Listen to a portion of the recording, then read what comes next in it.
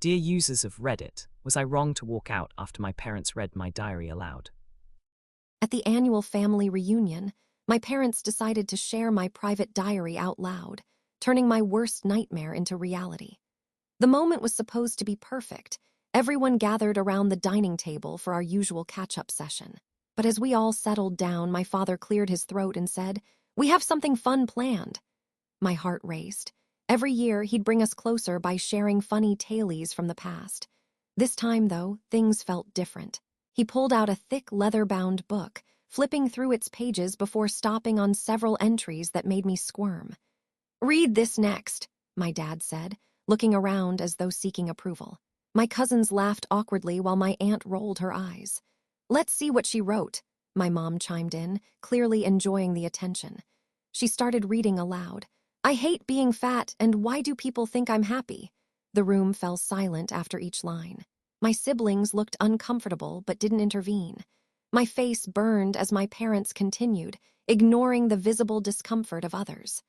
"Look how much she's grown since last year," my father exclaimed, handing the book over to my mother. She kept reading until the end, leaving me feeling violated and exposed. Everyone else seemed preoccupied, avoiding eye contact. Even my normally supportive cousin whispered something about it being harmless. "My sister always keeps such secrets," my brother remarked, shrugging his shoulders afterward. His casualness stung more than any hurtful comment could have. The receipt lay open on the table, proof of their indiscretion. "We just wanted to make sure everything is okay," my dad tried again, but the damage was done. It wasn't just embarrassing, it was a public violation. "You knew there was a chance someone might be upset. Why did you insist on doing this?" I demanded, clutching the now ruined diary tightly. "It was supposed to be lighthearted," he replied, trying to minimize the impact. But the real issue isn't whether it was meant to be lighthearted. It's about respect and privacy. I can't pretend like nothing happened or that your actions are okay because of some social pressure, I declared firmly. This went far enough already. Social pressure weighed heavily on everyone present. The other person leaned forward, whispering, "Everyone knows these kinds of stories bond families.